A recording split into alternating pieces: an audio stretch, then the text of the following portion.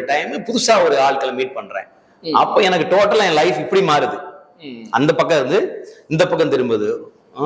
அவனுடைய வார்த்தை தான் முக்கியம், ஆண்டவர் நல்லவர், ஆண்டவர் அன்பானவர் அப்படின்னு சொல்லிட்டு அவர் வந்து உன்னை உயர்த்துவாரு, நீ ஏன் செய்ய வேண்டியதில்லை, அவர் எல்லாம் செஞ்சிருக்கிறாரு. இப்படி ஒரு சத்தம். சரி, கொஞ்சம் காசு இருக்கு, இதை போட்டிருக்கோம், எப்படி ஏதாவது கொஞ்சம் ஆஃபரிங் வரும், காணிக்க வரும், எப்படியும் வரவங்க கொடுப்பாங்க, இதை வச்சு இப்படி அடைச்சிடலாம். ஒரு கால்குலேஷன், மைண்ட் கால்குலேஷன்ல பண்ணிட்டு இருக்கோம். லாஸ்ட்ல பார்த்தா மீட்டிங் முடிஞ்சிச்சு. மீட்டிங் சூப்பரா இருந்துச்சு, வந்தவங்க பிளஸ் பண்ணப்பட்டாங்க. ஆனா நான் தலை தெரிஞ்சிட்டு இருக்கேன், காசு பத்தல. ஆமா, என்னடா இது, ஏன்னா முடிஞ்ச உடனே ஆள்காரனுக்கு காசு கொடுக்கணும். ஆமா, காசு ஒரு இதுல கட்டிட்டு கர்ச்சிப் மாதிரி இதில் தான் மொத்தமாக அதில் இந்த காயின் இருந்துச்சு, அப்புறம் அமெரிக்கன் டாலர் இதெல்லாம் நோட்டு இருந்துச்சு, இன்னும் நிறைய ஒரு 4-5 கண்ட்ரியுடைய. ஆமாம், ஃபுல்லாகவே இந்தியன் கரன்சியே கிடையாது, இந்திய காசே இல்லை கையில், இருக்கிறதெல்லாம் தொடச்சி போட்டாச்சு. ஆமாம், ஏன்னா ஃபேமிலி வேற அந்த டைமில். ஆமாம், பாப்பா பிறந்துட்டா, குழந்தை பிறந்துச்சு. போயிட்டு பிரதர்கிட்ட போயிட்டு, நான் பிரதர் சாரி, என்னால் பெருசாக உங்களுக்கு இது பண்ண முடியல, என்கிட்ட இதுதான் இருக்குது, நான் மறுபடியும் உங்களுக்கு எதாவது செய்கிறேன்னு சொல்லிட்டு அவர் கையில் கொடுக்க என்னால் தாங்க முடியல, அழுதுட்டேன். அவர் பரவாயில்ல இது, ஏன்னா நம்ம பேசுறது வெற்றியை தானே பேசுகிறோம், ஆண்டவங்களை உயர்த்துவான்னு பேசுகிறோம், உங்களை தூக்குவார்னு பேசுகிறோம். நீங்கள் சின்னதாக ஆசைப்படாதீங்க, பெருசாக ஆசைப்படுறாங்க பேசுகிறோம். வேலை பார்க்குறீங்களா, 1 வருஷம் 2 வருஷம் வேலை பாருங்கள், வேலை பார்த்துட்டே இருக்காங்க ஆண்டவர் பிள்ளைங்கள்லாம். என்ன பண்ணணும், நீங்கள் முதலாளியாக இருக்கணும், நீங்கள் 4 பேருக்கு வேலை கொடுக்கணும் அப்படின்னு அப்பமே நம்ம அந்த மாதிரி பேசிகிட்டு இருக்கிறோம். ஸோ அப்போ அப்படி பேசிகிட்டு இருக்கும்போது நமக்கு அது ஒரு பெரிய ஒரு ஏமாற்ற மாதிரி தான். ஒரு வாட்டி அடிபட்டுருச்சு. அவங்க எங்கள் வீட்டில் வந்துருக்காங்க, மிக்சி இதில் விட்டுட்டாங்க. ஸோ அப்போ ஹாஸ்பிட்டலுக்கு கொண்டு போகிறோம். அவன் இப்படி பண்ணணும், அப்படி பண்ணணும், சர்ஜரி பண்ணணும், இது இப்படி மடக்கி தச்சிட்டோம்னா 2-3 விரல் அடிபட்டுச்சு, ஒன்று ரொம்ப ஹெவி. அதெல்லாம் பண்ணால் தான் அவங்களுக்கு மறுபடி பாத்திரம் கழுவ முடியும், எதாவது பண்ண முடியும், இல்லை அது கூசும் வைக்கணும்னு சொல்கிறான். அவன் சொல்கிற அமௌண்ட்டை பார்த்தா நல்லா அந்த டைமில் கொடுக்க முடியல. எங்கே போய் வாங்க, யார்கிட்ட போய் வாங்க, நண்பர்கள் இருக்காங்க, கேட்டாலும் கொடுக்குற நிலைமையில அவங்களுக்கு நண்பர்கள்லாம் கேட்க ஒரு 500 ரூபாய் குறையுது, 500 600 ரூபாவோ. அது ஒரு நண்பர் தரனார். லாஸ்ட் டைமில் தரேன்னு சொன்னவர் நைட்டு ஃபோன் பண்ணால் எடுக்கல. அப்புறம் மறுபடியும் ஃபோன் பண்ணி எடுத்தான்னு நினைக்கிறேன். ஏதோ நெகட்டிவான ஏதோ பதில் அவர்கிட்ட அந்த டைமில் எனக்கு உடனே கிடைக்கல. ஃபினான்சியல் ஸ்ட்ரகிள் தொடர்ந்து அது நமக்கு ஒரு இதுவாகவே இருக்குது. ஏன்னா பேசுறது ப்ராஸ்பரிட்டி, சரி, ஆனால் வாழ்க்கையில் என்ன இல்லை அதை பார்க்க முடியல. நல்லா இருக்கீங்களா? நல்லா இருக்கும், சூப்பரா இருக்கும். நீங்க எப்படி இருக்கீங்க? நல்லா இருக்கீங்க. ரொம்ப நன்றி, உங்களுடைய நேரத்தை ஒதுக்கி எங்களுக்கு அப்பாயின்மெண்ட் கொடுத்தது. கண்டிப்பா கண்டிப்பா, நாங்க தான் உங்களுக்கு நன்றி சொல்லணும். கர்த்தர் நல்லவர். உங்களை பத்தி நிறைய விஷயம் நான் கேள்விப்பட்டேன். நீங்க ஆக்சுவலா கோயம்புத்தூருக்கு ஒரு 300 ரூபாய் வந்தீங்க அப்படிலாம் கேள்விப்பட்டோம். பட் ஆரம்ப காலத்தை தெரிஞ்சுக்க வருவேன். நீங்க ஆரம்ப காலத்துல எங்க உங்களுடைய சொந்த ஊரு என்ன? எனக்கு சொந்த ஊர் பிரதர் செக்காரக்குடி, தூத்துக்குடி மாவட்டம். அது ஒரு கிராமம். ஆமா ஆமா. சோ அம்மா அப்பாலாம் பான் கிறிஸ்டியன் தானே? இல்ல, எல்லாமே தேவனை அறியாத மக்கள் தான். உங்க கூட பிறந்தவங்களா எத்தனை பேரு? எனக்கு கூட பிறந்தவங்க ஒரு தங்கச்சி, ஒரு தம்பி. பட் ஃபேமிலியில ரசிக்கப்பட்டதுன்னா நான் தான். ஆமா, நான் தான் ரசிக்கப்பட்டேன். சரி, எப்படி உங்களுடைய லைஃப் சின்ன வயசுல நல்லா பொருளாதார ரீதியா நல்லா இருந்தீங்களா? எப்படி இருந்தீங்க சின்ன வயசுல? ஓகே, எங்க அப்பா இருக்கும்போது நாங்க கூட்டு குடும்பம். சரி. அக்ரிகல்ச்சர் ஃபேமிலி, நிறைய நிலங்கள், ஆடு மெயினா. அப்பாவுக்கு பேரே சொல்லுவாங்க, ஆட்டுக்காரங்கிற ஒரு பேரே உண்டு நம்ம அப்பாவுக்கு. ஆமா, அந்த மாதிரிலாம் அவங்க பண்ணியிருந்தாங்க. பட் அப்பா சின்ன வயசுல இறந்துட்டாங்க. எனக்கு ஒரு 5th படிக்கும்போது. அதுக்கு முன்னாடியே கூட அப்பா. நீங்க தான் மூத்தவங்களா வீட்டுக்கு? ஆமா. அதுக்கப்புறம் தம்பி, அதுக்கப்புறம் லாஸ்டா தங்கச்சி. சோ அம்மா தான் கஷ்டப்பட்டு வளர்த்தாங்க. பட் அப்பமே நமக்கு எங்க டீச்சர் ஒருத்தங்க தேவின்னு உண்டு. சரி. அவங்க ஒரு கிறிஸ்டியன். அவங்க எனக்கு அப்பப்போ இந்த சின்ன சின்ன நம்ம அந்த டைம்ல அந்த இதெல்லாம் கொடுப்போம்ல, அந்த என்ன சொல்லுவாங்க, ட்ராக்ஸ், இந்த மாதிரி சின்ன சின்ன புக்ஸ் மாதிரி எல்லாம் கொடுப்பாங்க. அவங்க ப்ரேயர் பண்ணதுக்கெல்லாம் சொல்லி கொடுப்பாங்க. ஏன்னா டியூஷன் போவேன் அவங்க கிட்ட நான். அவங்க சொல்லி கொடுப்பாங்க. அப்பமே அந்த இது உண்டு. நைட்டு படுக்கும்போது ஜெபம் பண்றது. நான் சொல்றது சின்ன வயசுல படிக்கும்போது. ஆமா, காலைல எழுந்த உடனே ப்ரேயர் பண்றது. ஆமா, தேங்க்ஸ் பண்றது ஆண்டவருக்கு. இந்த மாதிரிலாம் இருந்துச்சு. அப்புறம் லைஃப் அப்படியே போயிட்டு இருந்துச்சு. அப்புறம் வாழ்க்கை நடந்துச்சு. அந்த டீச்சர்லாம் ஆமா. அதுக்கப்புறம் ஸ்கூல் வந்து என்னால கண்டினியூ பண்ண முடியல. ஏன்னா அப்புறம் ஃபேமிலியில கொஞ்சம் நெருக்கடியான டைமு. அம்மாவால 3 பேர் பெருசா அவங்களால சமாளிக்க முடியல. நமக்கு சொந்தம் இருந்தாலும் அப்பா இறந்ததுக்கப்புறம் ஒரு சுச்சுவேஷன் மேல நமக்கு பெரிய க்ளோஸா உதவி செய்யக்கூடிய சர்க்கிள் ரொம்ப கம்மி. சொந்தக்காரங்க இருந்தாலும் நம்ம எல்லாத்துக்கும் போய் அங்கே போய் நிற்க முடியாதுல்ல. ஸோ அந்த மாதிரி ஒரு சூழ்நிலை. அம்மா அதனால என்ன பண்ணிட்டாங்கன்னா, சின்ன வயசுலேயே நாங்கள் வேலை பார்க்க ஆரம்பித்தோம். லீவ் டைம்லேயே ஊரில் இந்த களை வெட்டுறது தெரியுமா, கிராமத்தில் களை பிடுங்கிறது, இந்த மாதிரிலாம் சின்ன வயசுலேயே போவோம். ஆமாம், லீவு நாளில் சாட்டர்டே சண்டே லீவுனா போயிடுவோம். அந்த மாதிரிலாம் போவோம். அப்புறம் ஒரு லெவலுக்கு மேலே அப்புறம் நான் கேரளா போயிட்டேன். கேரளாவுக்கு எங்க அம்மா படிச்சீங்க? எங்க மாமா கூட. எவ்வளவு படிச்சீங்க?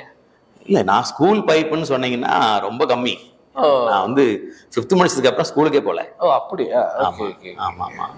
சோ அப்படியே வேலைக்கு அப்படியே வந்துட்டீங்க? ஆமா.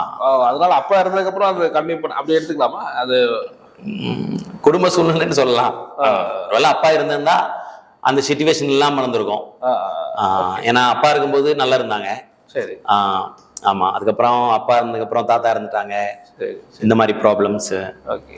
ஸோ அதனால அதுக்கப்புறமே நீங்க வேலைக்கு போக ஆரம்பிச்சிட்டு கேரளாவுக்கு எந்த வயசுல போனீங்க? கேரளாவுக்கு நான் வேலைக்கு போகும்போது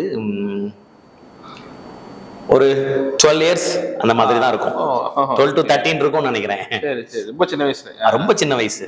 அங்க போய் ஒரு துணி கடையில எங்க மாமா ஒருத்தவங்க கூட போயிட்டு அவங்க அங்க பிசினஸ் பண்ணிட்டு இருந்தாங்க. வேற இந்த பால் வியாபாரம்லாம் அவங்க தான் கூட்டு போனது. இங்க ஸ்டக்கா போடுறதுக்கு அங்கேயாவது வா அப்படின்னு சொந்தக்காரங்க அவங்க கூட்டு போனாங்க. அங்கேயும் அவங்களும் கிறிஸ்டின் தான் ஆக்சுவலி, அந்த கடை வச்சிருந்தவங்க. ஏன்னா அவங்க வீட்டுக்கெல்லாம் போவேன், வீட்டுல போய் ஹெல்ப் பண்ணுவேன். சண்டேஸ்ல அங்கேயே கிடப்பேன், அவங்க வீட்டிலேயே இருப்பேன். ஆமா, அவங்களுக்கு தேவையான உதவிகள் செய்யறது, கடைக்கு போறது, கறி வாங்கி கொடுக்கறது, மார்க்கெட்டுக்கு போறது, போயிட்டு அங்கேயே. எவ்வளவு சம்பளம் வாங்கிட்டு இருந்தீங்க சார்? அது அந்த டைம் எனக்கு 100 ரூபாய் கொடுத்தாங்க மாசம். மாசத்துக்கு 100 ரூபாய் தான் சம்பளம் அந்த டைம்ல. வேலை பார்த்தீங்க? நான் அங்க இருந்தேன், ஒரு 2-3 இயர்ஸ் இருந்திருப்பேன். ஆமா ஆமா. அதுக்கப்புறம் வாழ்க்கை அதுக்கப்புறம் ஊருக்கு வந்திருக்கும் போது சரி கேரளாவிலேயே இருக்கிறேன் அப்படின்னு சொல்லிட்டு எங்க அத்தா கேட்டாங்க, எதுக்கு அங்க போய் கஷ்டப்பட்டுட்டு இருக்க, சென்னை வந்துட வேண்டியதானே, அங்க ஏதாவது நல்ல வேலை கிடைக்கும் அப்படின்னாங்க. அப்பாவுடைய தங்கச்சி அங்க இருக்காங்க, மாமா. அவங்க கூப்பிட்டாங்க. நமக்கு பெரிய ஐடியா இல்லை, சரி கூப்பிடுறாங்க சரி போவோமே அப்படிங்கிற மாதிரி ஒரு ஐடியா இருந்துச்சு. ஏன்னா எனக்கு அந்த டைம்ல பாத்தீங்கன்னா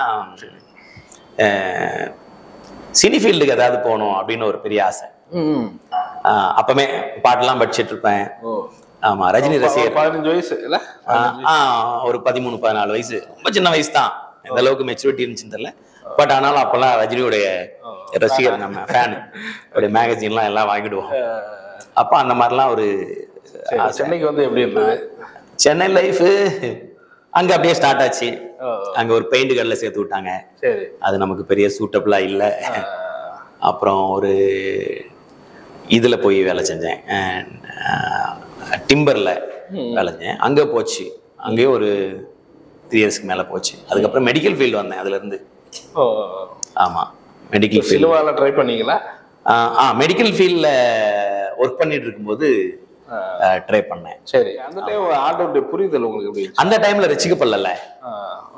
இதெல்லாம் ஆண்டவர் அறியாத ஒரு பருவம் தான்.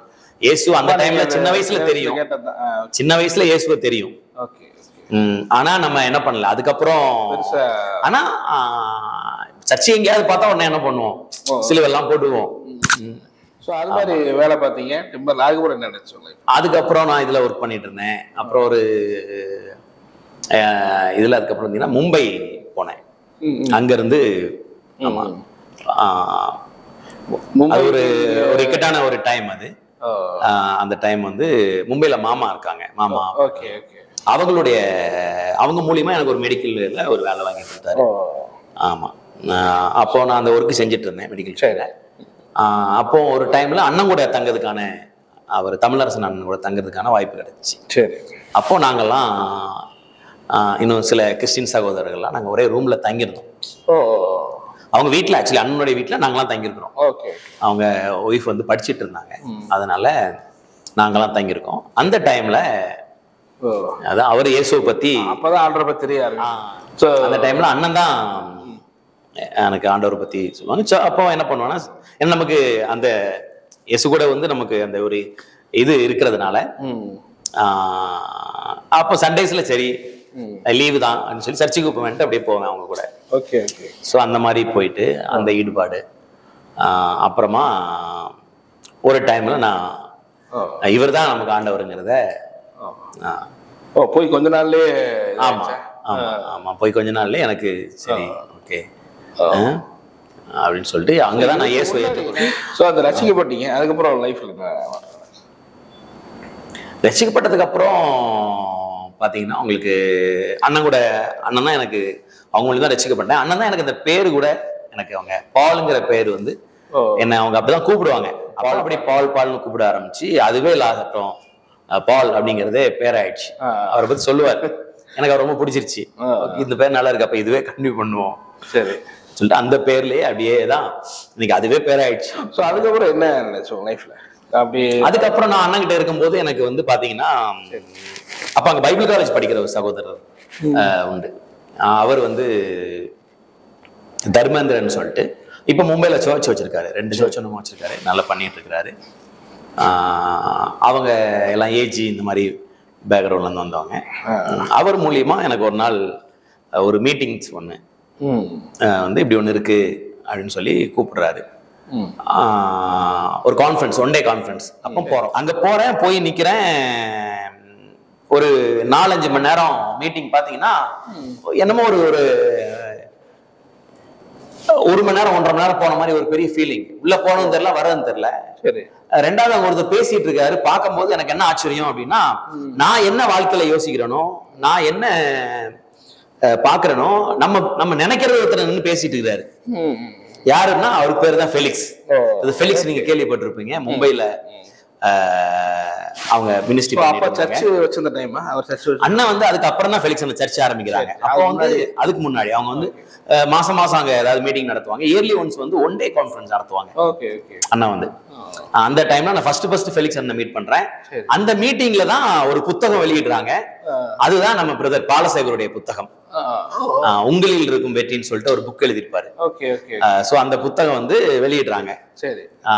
அது ரொம்ப ஒல்லியா இருப்பாரு, இல்ல ரொம்ப சின்ன பையனா இருப்பாரு.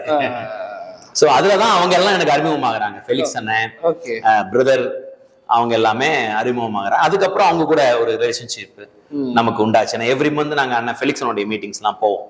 சோ அப்போ அண்ணன் கூட ஒரு பெரிய நல்ல ஒரு பழக்கம், நல்ல ஒரு ஃபெலோஷிப் அந்த மாதிரி. ஏன்னா நமக்கு இந்த மாதிரி இருக்கிற அந்த பேக்ரவுண்ட்ல இருந்து புது ஒரு கூட்டத்தை நான் சந்திக்கிறேன்.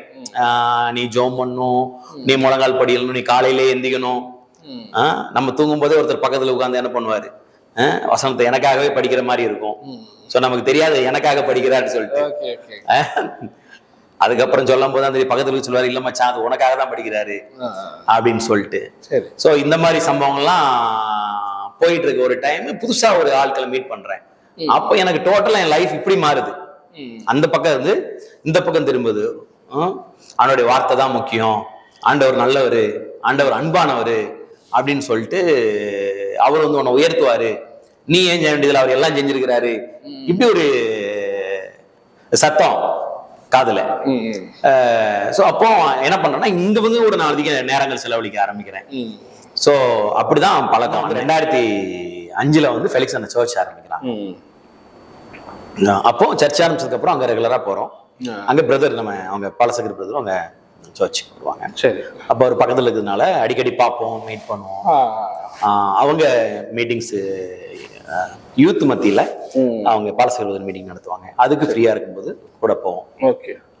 அப்போ அங்க போய் இருப்போம். அப்போ அண்ணன் கூட அடிக்கடி வந்து மீட் பண்றதுனால ஈவினிங்ஸ்ல ஏதாவது சின்ன ஹெல்ப் பண்றது இந்த மாதிரி செஞ்சுட்டு இருப்போம். அப்போ அண்ணன் ஒரு வாட்டி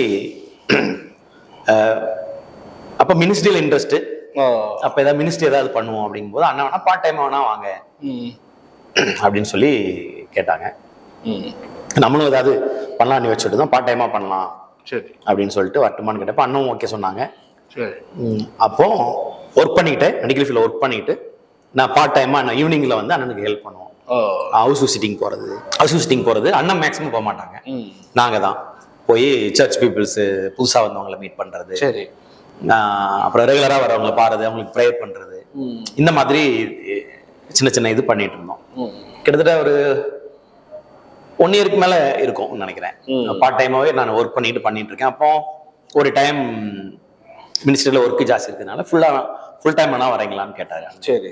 ஆனா இப்போதைக்கு எனக்கு பெரிய சேலரி கொடுக்க முடியாது, சின்னதா ஏதாவது தருவோம் அப்படின்னு சொல்லி அந்த டைம்ல எனக்கு ரொம்ப ஒரு சின்ன இது பே பண்ணேன். ஃபுல் டைமா வரும்போது பாத்தீங்கன்னா நிறைய விஷயங்கள் இருக்கு அதுல. அவற்றை நம்ம அங்க இருந்து கத்துக்கிறோம். இந்த இதுக்கு வந்ததுக்கு அப்புறம் நிறைய கத்துக்கிறோம். எனக்கு என்னன்னா இந்த மாதிரி தான் நம்ம ஒண்ணு எதிர்பார்த்தோம், இந்த மாதிரி ஒருத்தர் பேசிட்டு இருக்கிறாரு, நம்மளும் இந்த மாதிரி ஏதாவது செய்யணும் ஆண்டவருக்காகன்னு ஒரு ஆசை. உங்களுக்கு அண்ணன் அப்ப என்ன ஹோப் இருந்துச்சு? நீங்க அப்படியே பெரிய லெவல்ல ஏதாவது சர்ச் ஆரம்பிக்க நினைச்சீங்களா? சர்ச் மினிஸ்ட்ரி எல்லாம் கிடையாது. எனக்கு இந்த மாதிரி ஒண்ணு இவர் பண்றாரு, இந்த மாதிரி பேசணும், இதுதான். ஏன்னா நமக்கு ஏன்னா ஒருத்தர் வந்து நம்ம நினைக்கிற மாதிரி பேசிட்டு இருக்கிறாரு, சரி, நம்ம என்னெல்லாம் இது பண்றோமோ அதெல்லாம் இது பண்றாரு, இந்த மாதிரி வரணும் அப்படின்னு சொல்லிட்டு அப்ப அதுக்கான அதுதான் நம்ம அவர்கிட்ட போயிட்டு இருக்கோம். சரி, ஆண்டவருக்காக ஏதாவது செய்யணும், கத்துக்கணும் அப்படின்னு சொல்லி சர்ச்சுக்கு போயிட்டு இருக்கோம். அவங்களுக்கு அப்புறம் மினிஸ்ட்ரிக்குள்ள வர்றோம். வந்து போயிட்டு இருக்கும்போது கத்துக்கிறதுக்கான ஒரு பெரிய வாய்ப்பு தானே. அதனாலதான் எனக்கு சேலரி பெருசா தெரியல. ஏன்னா நான் வந்து அங்க அந்த டைம்லயே ஒரு 7,000 8,000 அந்த மாதிரி வாங்குறேன். அந்த டைம்ல அது 7,000 8,000 பெரிய விஷயம் அந்த டைம்ல. ஆமா, ஏன்னா அங்க 1000 ரூபாய் கொடுத்தா சாப்பிட்டுக்கலாம் ஒரு மாசத்துக்கு, அவ்வளவுதான் மெஸ்லயே. அந்த டைம்லயே அப்பவுமே நான் அந்த வேலையெல்லாம் விட்டுட்டு தான் மறுபடியும் வர்றேன். இங்க வரும்போது ஒரு இங்க ஒரு 1000 rupeesக்கு அந்த மாதிரி தான் சம்திங் ஏதோ வாங்கிட்டு இருக்கேன். எக்ஸாக்ட் அமௌண்ட் தெரியல. அதனால நம்ம அதை எதிர்பார்த்து போல. எனக்கு என்னன்னா இந்த விஷயத்த கத்துக்கணும், இது எப்படி, இதுக்கு வந்து ஓகே போவோம் அப்படின்னு சொல்லி அங்க இருந்து அண்ணன் இருந்து அந்த இதை உள்வாங்க. பாத்தீங்கன்னா அண்ணனுக்கு ட்ரெஸ் துவைக்கிறதுல இருந்து ஆமா ஜட்டி துவைக்கிறது எல்லாமே நம்ம அந்த டைம்ல பண்ணிருக்கோம். மேரேஜ் பண்ணல அண்ணன் பண்ணல, பேச்சுலரா இருக்குது. அந்த டைம் எல்லாமே அந்த மாதிரிதான் போயிட்டு இருந்துச்சு மினிஸ்ட்ரி. அப்புறம் எல்லாம் முடிச்சுட்டு ஈவினிங்ல மினிஸ்ட்ரி ஒர்க்கு, ஜனங்களை போய் பார்க்க வைக்க, ப்ரேயர் பண்ண, இந்த மாதிரிலாம் செய்யும் போது லைஃப்ல சம்திங் அப்படியே நடக்குது. இப்போ ஜெபம் பண்ணுவோம், அற்புதம் நடக்கும். சரி, ஒருத்தருக்கு ஏதாவது சொல்லிட்டு வருவோம், ப்ரேயர் பண்ணும்போது வேலை கிடைச்சிடுவோம். ஃபர்ஸ்ட் டைம் ஒரு பெரிய டெஸ்டிமனி எனக்கு அப்படிதான் வருது. ஒரு 3 வருஷமா மேல 5 வருஷம் நினைக்கிறேன், 5 years சம்திங் ட்ரை பண்ணிட்டு இருக்காரு ஃபாரின் போறதுக்கு. அவருக்கு ஏதோ ஒரு காரணத்தினால அந்த விசா அது பாசிபிளாவே இல்ல, தடையாகிட்டே இருக்கு. அப்போ ஒரு நாள் அவருக்கு நான் ஜெபம் பண்ணிட்டு உங்களுக்கு சொல்லிட்டு வரேன், உங்களுக்கு வந்து இப்படி இத்தனை நாள்ல நீங்க உங்களுக்கு இதுவாயிடும் அப்படின்ட்டு. ஆமா, பெரிய நாலேஜ் இல்லாத டைம். அது ஒரு வாரம் கழிச்சு ப்ராபஸி மாதிரி உங்களுக்கு.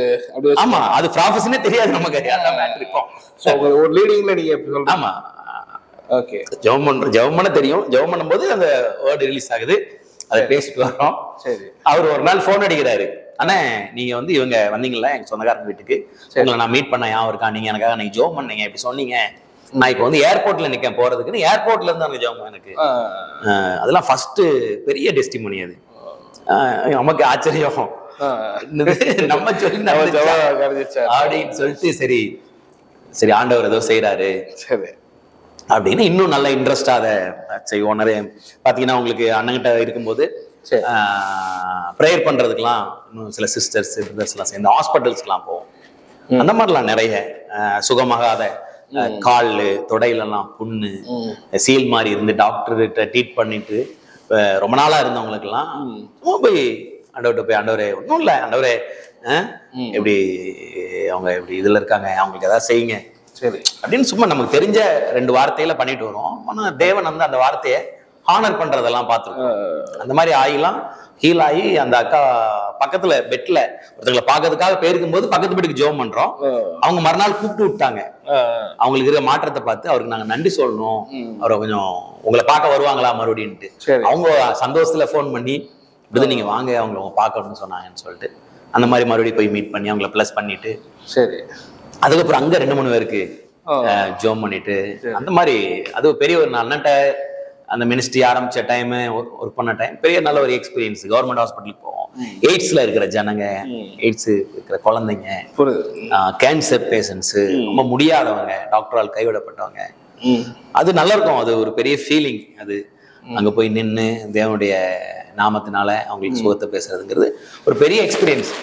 இப்போ நீங்க அப்போ எத்தனை வருஷம் ஃபெலிக்ஸ் பிரதரோட ஒரு 3 இயர்ஸ் அண்ணங்கிட்ட 3 வருஷம் கிட்டத்தட்ட நான் அவரோட அப்படியே அண்ணன் கூட டிராவல் பண்ணேன். ஆமா ஆமா. ஆஃப்டர் உங்க மேரேஜுக்கு அப்புறம் நீங்க வெளியே வரீங்க?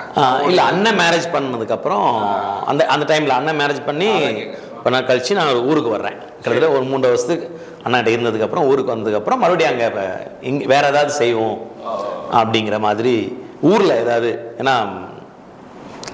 மும்பையில் ரொம்ப நாள் இருந்துட்டோம். கிட்டத்தட்ட மொத்தத்தில் பார்த்தீங்கன்னா நான் கிட்டத்தட்ட மும்பையிலே ஒரு 7 இயர்ஸ்க்கு மேலே இருந்துட்டோம். ஸோ அதனால் ஊரில் ஏதாவது பண்ணுவோம் அப்படின்னு சொல்லிட்டு யோசிச்சதுனால மறுபடியும் திருப்பி அங்கே போகலை. ஏன்னா அங்கே இருக்கும்போதே பார்த்தீங்கன்னா நம்ம இவரை மாதிரி நம்மளும் ஒரு ஆண்டவருக்காக ஏதாவது செய்யணும் அப்படிங்கிற ஒரு பெரிய ஆசை. அதில் தான் நம்ம சின்ன சேலரினாலும் பரவாயில்லன்னு சொல்லிட்டு ஒரு வேலையை விட்டுட்டு கூட ஒரு 2000 ரூபாய் சம்பளத்துக்கு நம்ம வந்து அண்ணன்ட்ட வந்து ஒர்க் பண்ணுறோம். ஆமாம். ஸோ என்னென்னா நமக்கு தேவனுக்காக ஏதாவது, இந்த தேவனுக்காக ஏதாவது செய்யணும் அப்படின்னு சொல்லிட்டு, ஏன்னா நிறைய அற்புதம் நடக்கு, ஆண்டவர் நம்ம வார்த்தையை கனம் பண்ணுறாரு. நம்ம போய் பேசணுன்னா அவருக்கு கை தட்டுற மாதிரி நம்ம கை தட்டுறாங்க. ஆமா ஆமா. அதெல்லாம் இப்போ அண்ணன் இல்லாதப்போ நம்ம தான் டீச் பண்ணிப்போம். சிலவங்களும் 1 மாசம்லாம் இருக்க மாட்டாங்க. அப்போ 4 வாரம் 5 வாரம் நம்ம டீச் பண்ணுவோம்.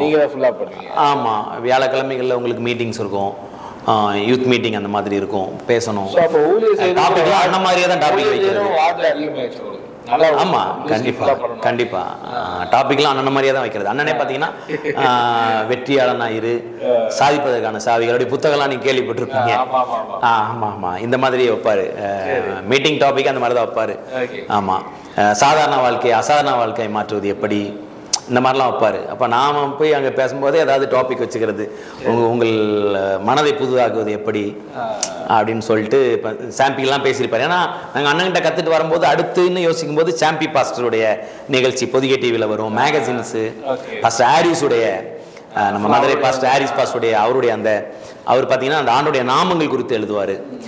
யெகோவா ஈரே, யெகோவா ஜைரே, அப்புறம் எல்சடாய், இந்த மாதிரி எழுதுவார். அதெல்லாம் ரொம்ப ஹெல்ப்பாக இருக்கும் அந்த டைமில் அவங்க. அதுக்கப்புறம் அப்படியே ஜஸ்டின் பிரபாகரன் அண்ணன், நீங்கள் கேள்விப்பட்டிருப்பீங்க. ஜஸ்டின் பிரபா அந்த நேரத்தில் வேற லெவலில் ஊழியம் செஞ்ச கொஞ்சம் ஒரு சின்ன நாட்களில் ஒரு பெரிய லெவலில் ஒரு மினிஸ்ட்ரி பண்ண ஒரு தேவ மனுஷன். அவருடைய செய்திகள், அப்புறம் கென்னத் ஹேனுடைய சின்ன சின்ன புக்ஸு, இந்த மாதிரிலாம் ஏதாவது கிடைக்கும். மதுரையில் வந்து நம்ம சகோதரர் ஒருத்தர் உண்டு, ஜான் துரை அண்ணன், அவங்க மூலியமாக நம்ம பாலை செய்கிறவங்களுக்கு யாருக்காவது கிடைக்கும், ஃபெலிக்ஸ் அண்ணனுக்கு அப்படி நமக்கு ஏதாவது கிடைக்கும். அப்படி கிடைச்சுன்னா செராக்ஸ் எடுத்து வச்சுக்குவோம், அந்த மாதிரி படிக்கிறது. அதுக்கப்புறம் ஓரல் ராபர்ட் அவங்கள பற்றி கேள்விப்பட்டது, கென்னத் கோப்லாண்டு. அங்கே இருக்கும்போது தான் இதெல்லாமே நமக்கு அண்ணன் மூலியமாக, ஃபெலிக்ஸ் அண்ணன் இருக்கும்போது நம்ம பாலை செய்கிற பிரதர் அவங்க எல்லாம் பழக்கம் இருக்கிறதுனால அவங்க மூலியமாக இதெல்லாம் தெரிய வருது. இந்த மாதிரிலாம் நீங்கள் இப்போ திருநெல்வேலிக்கு வர்றீங்க. ஆமாம், அவர் பாலசேகர் அவங்க தனி மினிஸ்ட்ரி சின்ன டீனேஜ் பசங்க பண்ணிட்டு இருக்காங்க. அவங்க வெளியே வெளியே போய் நான் ஊருக்கு போனோடனே இப்போ நமக்கு அடுத்து ஃபர்ஸ்ட் ஃபெலோஷிப் வேணும். அப்போ நான் பிரதர் இருக்கிற ஊருக்கு போய் நான் தங்குறேன். தங்கிட்டு அப்போ ஒர்க் பண்ணிட்டு இருக்கோம். அப்போ நம்ம ஏதாவது செய்யணும், என்ன பண்ணுவோம், பொண்ணு சர்ச்சை ஆரம்பிப்போமா, இல்லை ஏதாவது இந்த மாதிரி ஏதாவது பாலசேகர் வந்து இது டீன்ஸுக்கு நடத்துகிறாங்களே கிளாஸ் மாதிரி நடத்துவாங்க, அந்த மாதிரி ஏதாவது பண்ணிட்டு ஒர்க் பண்ணுவோம் கொஞ்ச நாளுக்கு. ஏன்னா கோயம்புத்தூர்ல யாரும் தெரியாது. அவன் எங்கே போகலான்னு ஜோம் பண்ணுறேன். அப்போ கோயம்புத்தூர் போகணும் அப்படிங்கிற ஒரு லீடிங். ஏன்னா கோயம்புத்தூர் வந்ததில்லை பெருசாக இந்த பக்கம். ஊட்டி இந்த மாதிரி போகும்போது பஸ்ஸில் போயிருக்கோம், யாருமே தெரியாது. ஆனால் கோயம்புத்தூர் போகணும் அப்படிங்கிற ஒரு ஃபீலிங், யாருமே தெரியாது. அந்த ஒரு மெடிக்கல் அவர் அந்த வேலைக்கு சொன்னதுனால அவர் மூலிமா இங்கே வந்து நான் இங்கே வந்து மெடிக்கல் ஃபீல்டில் கிட்டத்தட்ட ஒரு 1 இயருக்கு மேலே ஒர்க் பண்ணிகிட்ருக்கேன். கம்பெனி இங்கே காந்திபுரம் மெயின் ஏரியாவிலேயே, சென்னை சிசி பின்னாடி தான் ரூம்பு. கம்பெனி இங்கேருந்து பக்கம் தான், ரொம்ப பக்கம். ஆமாம், வாக்கபிள் டிஸ்டன்ஸு. அங்கே தான் நான் ஒர்க் பண்ணிகிட்ருக்கேன். அப்போது ஏதாவது பண்ணலான்னா அது நமக்கு அது ஒரு பெரிய இன்வெஸ்ட்மெண்ட்டாக இருக்குது. ஒரு இடம் எடுத்து ஏதாவது செய்வோம், ஏதாவது விளம்பரம் பண்ணலாம். அது கொஞ்சம் டிலே ஆகிட்டே இருக்குது. அப்போ பண்ணிக்கிட்டே இருக்கேன். ஒரு 1 இயர் ஆகுது. அம்மா வேற ஒரு பக்கம் மேரேஜ்கிட்டே இருக்காங்க. ஆமாம், என்னடா இது. அப்போ சரி ஓகே அப்படின்னு சொல்லிட்டு அந்த டைமில் தான் அப்புறம் மேரேஜ் பண்ணோம். ஆமாம், சரி ஓகே மேரேஜ். இல்லை, எங்களுக்கு இங்கே சேலரி ரொம்ப கம்மி. இங்கே எங்களுக்கு எவ்வளோ இருந்தாங்க, 5000 சம்திங் தான் இங்கே கொடுத்தாங்க. ஆனால் அது ஹோட்டலில் சாப்பிட்றோம். போக ஒன்றும் பெருசாக ஒன்றும் நிற்காது. ஆமாம், பட் நமக்கு இன்னும் பெருசாக அந்த டைமில் பெரிய கமிட்மெண்ட்லாம் கிடையாது. ஆனால் உங்களுக்கு அது மினிஸ்ட்ரி ஆசை தான் இருக்குது. ஆமாம் ஆமாம். அதுக்கப்புறம் நீங்கள் திருமணம் பண்ணுறீங்க, அப்புறம் லைஃப்பில் என்ன? மேரேஜ் பண்ணுறேன். மேரேஜ் பண்ணிவிட்டு மெடிக்கல் ஃபீல்டு இதில் இங்கே ஒர்க் பண்ணிவிட்டு மேரேஜ் பண்ணேன்.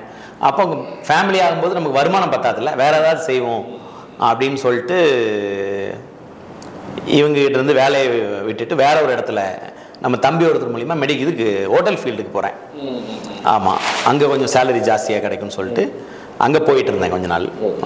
ஒர்க் பண்ணிக்கிட்டே இருக்கும்போது தான் அடுத்து வேறு என்ன பண்ணுவோம் நம்ம, ஏன்னா நம்முடைய கனவு இதுதான், ஒர்க் பண்ணிகிட்ருக்கோம், வேறு ஏதாவது செய்யலாமா அப்படின்னு நினைக்கும் போது தான் ஏன் திருநெல்வேலியில் இந்த மாதிரி சர்ச்சஸ்லாம் இல்லை, நம்ம ஊர் தானே, அங்கே நம்ம தெரிஞ்ச நண்பர்கள்லாம் இருக்கிறாங்க, அங்கே போய் பண்ணால் என்ன அப்படின்னு சொல்லிட்டு பிளான் பண்ணிட்டு தான் மறுபடியும் இங்கே ஃபேமிலியாக இருக்கிறோம். இருக்கும்போது இங்கேருந்து ஷிஃப்ட் ஆகி தான் மறுபடியும் திருநெல்வேலிக்கு போகிறோம்.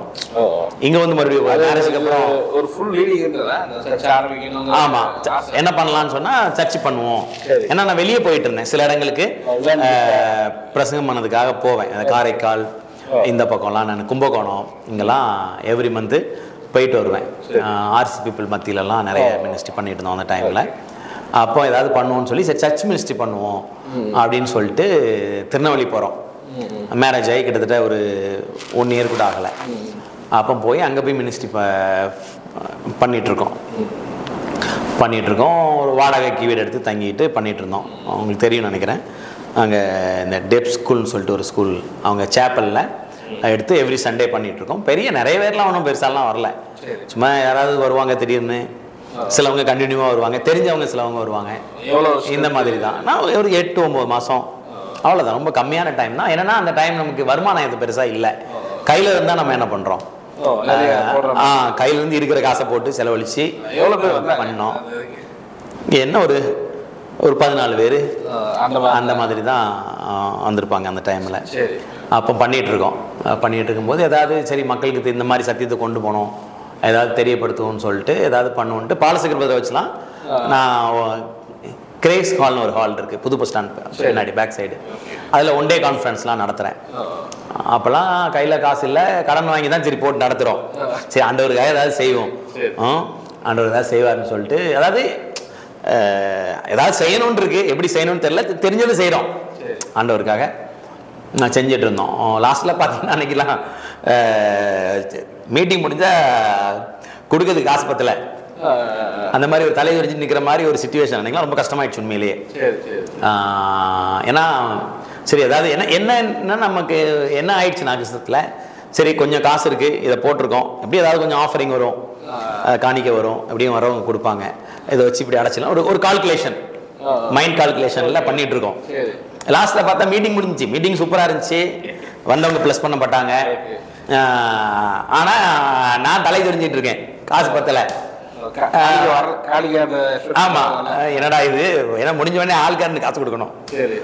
ஆமாம், காசு கம்மியாக இருக்குன்னு சொல்லிட்டு நண்பர்கள்ட்ட தான் அப்புறம் சில ஆள்கிட்ட ஒரு 1000 ரூபா கூட என்ன ஒன்று வாங்கி நான் தர்றேன் அவங்களுக்கு சொல்லி, அப்புறம் அவங்ககிட்ட இருந்து உடனே வாங்கி அவங்களுக்கு செட்டில் பண்ணிவிட்டு அதுக்கப்புறம் ரெடி பண்ணி அவங்களுக்கு ஒரு 4-5 நாள் கழித்து கொடுத்தோம். அந்த மாதிரி கொடுத்தோம். அந்த டைம் அன்னைக்கெல்லாம் பார்த்தீங்கன்னா ஒரு பெரிய வழி தான். என்னடா இது ஆண்டவருக்காக தானே செய்கிறோம், என்ன இப்படி ஆகிப்போச்சு. ஆமாம், நம்ம என்ன சரி மீட்டிங்காவது ஏதாவது ஒரு ஆஃபரிங் வந்துடும், எதிர்பார்த்த க்ரௌடும் பெருசாக வரல. பட் ஆனால் வந்தவரை ப்ளஸ் பண்ணப்பட்டாங்க, வந்த மக்கள் ப்ளஸ் பண்ணப்பட்டாங்க. அந்த டைம்லேயே கிட்டத்தட்ட வந்திருப்பாங்க, ஒரு 50-60 பேர் வந்திருப்பாங்க எனக்கு தெரிஞ்சு. முடிஞ்சு ஈவினிங் வீட்டுக்கு போயிருக்கிறேன். ரொம்ப கஷ்டம், என்னடா இப்போ எனக்கு என்ன இப்படி ஆயிடுச்சு, ஒரு காசு கொடுக்க முடியாமல் நிற்க வேண்டியதாகிடுச்சு நிலைமை, என்ன ஆண்டவரேன்னு சொல்லிட்டு உளிகாருக்கு வேறு காசு கொடுக்கணும். இப்போ ஒருத்தர் கூப்பிட்டு நம்ம பேச வச்சுருக்குறோம், அது பிரமாண்டமாக பண்ணோம். எப்படின்னா உங்களுக்கு இன்விடேஷன்லாம் ஆயிடுச்சு, சில சர்ச்சஸ் பாஸ்டர்ஸ்லாம் இந்த மாதிரி சப்ஜெக்டை கொஞ்சம் கொஞ்சம் தெரிஞ்சவங்களுக்கெல்லாம் கொடுத்து, அப்போ நண்பர்களுக்கு இந்த மாதிரிலாம் கொடுத்து எல்லாம் பண்ணிகிட்டு இருந்தோம், பண்ணோம். ஆமாம், டாபிக் பார்த்தீங்கன்னா there is no secret to success. ஆமாம், வெற்றிக்கு ரகசியம் இல்லை அப்படிங்கிறதான் டாபிக். மீட்டிங்கில் டாப்பிக்கு வெற்றிக்கு ரகசியம் இல்லை தான். ஆமாம். ஆனால் மீட்டிங் முடிஞ்ச உடனே நமக்கு பே பண்ணுறதுக்கு காசு இல்லை உடனே அது ரொம்ப கஷ்டமாக இருந்துச்சு. என்னாண்டவரே இது. ஆமாம் சரி ஏதாவது மீதி வரலான்னு பரவாயில்ல. ஆமாம் எப்படின்னு சொல்லி ரொம்ப கஷ்டம். ஆனால் அன்றைக்கி கண்ணு கலங்குது ஒரு பக்கம். அவருக்கு கொண்டு போய் காசு கொடுக்கணும், என்ன பண்ணுறது, ஏன்னா நம்ம ஹானர் பண்ண வேற பழகிருக்கோம், கொடுத்து பழகிருக்கோம். ஒரு தேவ மனுஷன் வந்து அவர் ஹானர் பண்ணணும், அவருக்கு ஏதாவது நம்ம பண்ணணும். ஆனால் காசு இல்லை. ஏன்னா ஹாலுக்கே நம்ம என்ன பண்ணியிருக்கோம், நண்பர்கள்ட்ட கைமாத்தா வாங்கி தான் கொடுத்துருக்குறோம். ஆமாம் என்ன பண்ணணும்னு சொல்லிட்டு வீட்டில் எனக்கு கொஞ்சம் அந்த சில நண்பர் ஊழியம் பண்ணும்போது சிலவங்க நமக்கு அன்பாக கொடுத்த இதெல்லாம் கொஞ்சம் சேர்த்து வச்சுருந்தேன். ஃபுல்லாக foreign currency, dollar, some euros இந்த மாதிரி இருந்துச்சு. நிறைய இருந்துச்சு, கொஞ்சிருந்தேன் கொஞ்சம். டோட்டல் வேல்யூ தெரியல, அதுதான் இருக்குது. பட் அது போனதுமானதான் இல்லை. அதனால் எனக்கு என்னடா, எனக்கு நான் ஒரு அமௌண்ட்டு ஃபிக்ஸ் பண்ணியிருந்தேன். மீட்டிங் முடிஞ்சால் தேவ மனுஷனுக்கு வந்து இவ்வளோ கொடுக்கணுன்ட்டு. ஸோ அதனால் நமக்கு அந்த அதில் காம்ப்ரமைஸ் ஆக மாட்டேங்குது. சரி அவர் ஒருத்தரை கூப்பிட்டு எப்படி நம்ம அவருக்கு ஹானர் பண்ணாமல் எப்படி விட முடியும் அப்படின்னு ரொம்ப கஷ்டம். அப்போ நான் போகிறேன், அந்த அது ஒரு இதில் எடுத்துகிட்டு ஒரு இதில் கெட்டிட்டு கர்ச்சிப் மாதிரி இதில் தான் மொத்தமாக அதில் இந்த காயின் இருந்துச்சு, அப்புறம் அமெரிக்கன் டாலர் இதெல்லாம் நோட்டு இருந்துச்சு, இன்னும் நிறைய ஒரு 4-5 கண்ட்ரியுடைய. ஆமாம் ஃபுல்லாகவே இந்தியன் கரன்சியே கிடையாது, இந்திய காசே இல்லை கையில், இருக்கிறதெல்லாம் தொடச்சி போட்டாச்சு. ஆமாம் ஏன்னா ஃபேமிலி வேறு அந்த டைமில். ஆமாம் பாப்பா பிறந்துட்டா, குழந்தை பிறந்துச்சு. போயிட்டு பிரதர்கிட்ட போயிட்டு நான் பிரதர் சாரி என்னால் பெருசாக உங்களுக்கு இது பண்ண முடியல, என்கிட்ட இதுதான் இருக்குது, நான் மறுபடியும் உங்களுக்கு எதாவது செய்கிறேன்னு சொல்லிட்டு அவர் கையில் கொடுக்க என்னால் தாங்க முடியல, அழுதுட்டேன். அவர் பரவாயில்ல இதில் என்ன இருக்குது, உங்கள் மினிஸ்ட்ரி உங்கள் இது வேற, இது வேறு கிடையாது, நம்ம சரி உங்கள் அந்த எண்ணத்தை தான் ஆண்டவர் பார்ப்பார், இதெல்லாம் பெருசு இல்லை, ஆண்டவர் நிறைய செய்வார் அப்படின்னு அவர் எனக்கு ஆறுதல் சொல்கிறாரு. பட் இருந்தாலும் எனக்கு அது ஆறுதல் அடைகிற சூழமையில் என்னுடைய மைண்ட் இல்லை. எனக்கு என்னென்னா இவ்வளோ ஏதோ ஒன்று ஆண்டவருக்காக செஞ்சோம், என்னமோ ஒரு ஒரு தோல்வி மனப்பான்மையில் உட்காந்துருக்கேன். பெருசாக தோத்துட்டோமோ, நம்ம நினைக்கிறது நடக்கலையோ, இல்லை கரெக்டாக செய்கிறமா தப்பா செய்கிறமா, என்ன நடக்குது அப்படின்ட்டு ஒரு பெரிய ஒரு மீட்டிங்கே அந்த அளவுக்கு இல்லை. அது போயிட்டு இருக்குன்னா நமக்கு பட் இருந்தாலும் இது ஒரு பெரிய ஒரு எனக்கு ஏன்னா நம்ம பெருசாக ஆண்டவர்கிட்ட எதிர்பார்த்தே பழகிட்டோம் அந்த டைம்ல இருந்தே. ஏன்னா நம்ம பேசுறது வெற்றியை தானே பேசுறோம், ஆண்டவங்களை உயர்த்துவான்னு பேசுறோம், உங்களை தூக்குவார்னு பேசுறோம்.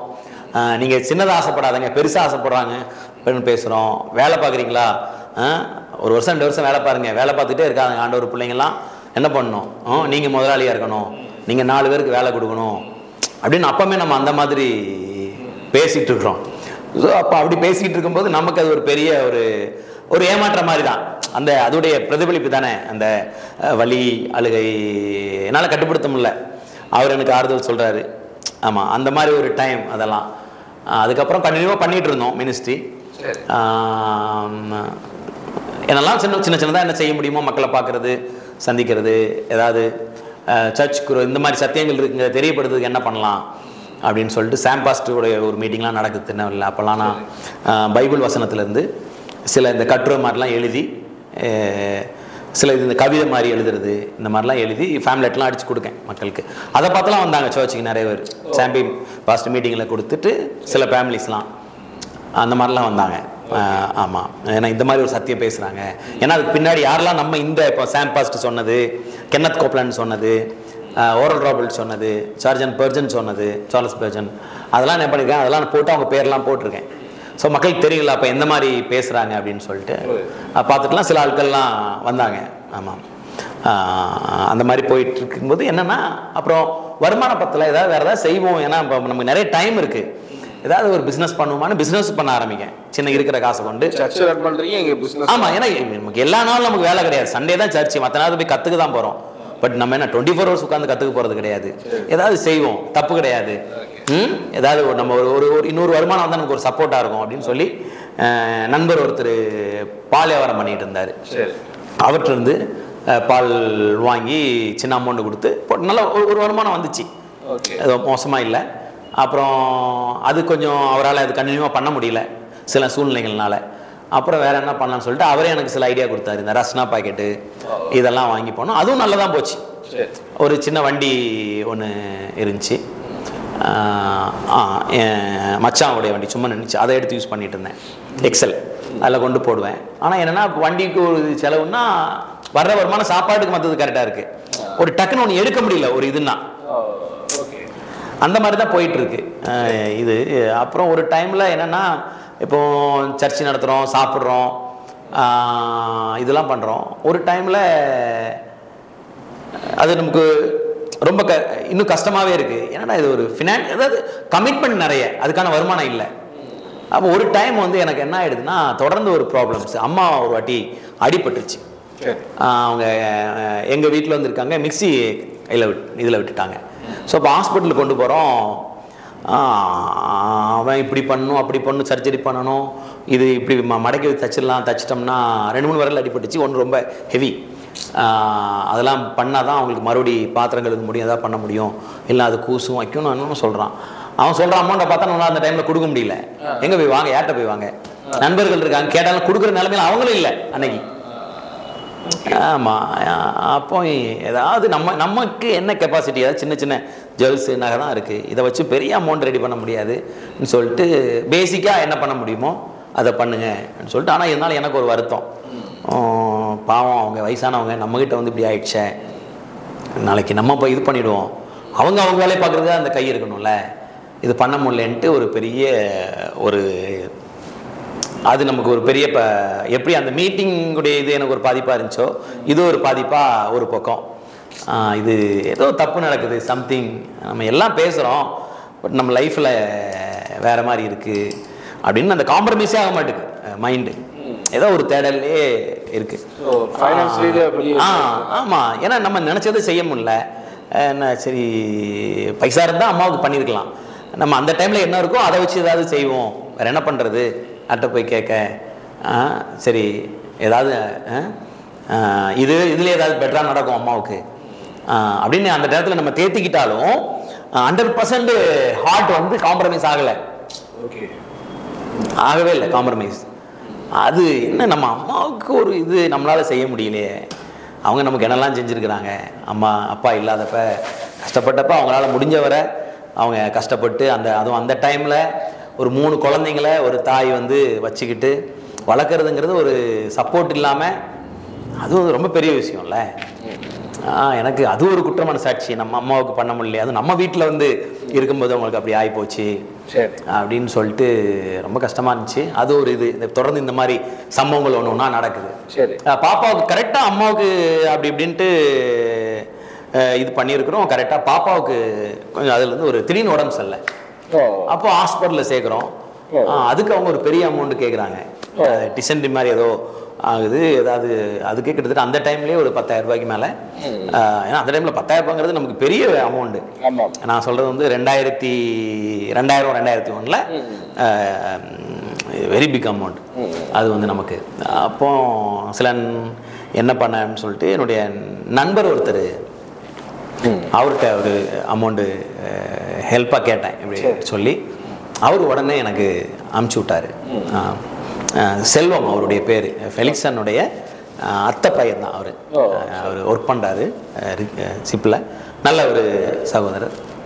ஏன்னா அவர் இதுக்கு முன்னாடி எனக்கு ஹெல்ப் பண்ணியிருக்காரு, மேரேஜுக்கு கூட எனக்கு அவர் தான் ஹெல்ப் பண்ணார். நான் அவர்கிட்ட தான் ஒரு அமௌண்ட் கைமாற்று வாங்கிட்டு அப்புறம் அந்த இது முடிஞ்ச உடனே நான் அவருக்கு அது திருப்பி மறுபடியும் இது பண்ணி விட்டேன். அதனால் மறுபடியும் நான் அவர்கிட்ட கேட்கேன். அவர் ஒன்றுமே சொல்ல, ஆண்டவர் பெரிய தயவு பாராட்டினார். நான் கேட்கும் போதே அவர் என்ன பண்ணிட்டார், நான் ஃபோனில் பேசும்போதே நம்பர் என்கிட்ட அவர்கிட்ட ஏற்கனவே வாங்கினதுனால என் நம்பர் இருந்ததுனால என் அக்கௌண்ட்டுக்கு இமிடியேட்டாக ட்ரான்ஸ்ஃபர் பண்ணார். பட் ஆனால் நினச்சதை விட இங்கே செலவு ஜாஸ்தி ஆயிடுச்சு ஹாஸ்பிட்டலுக்கு.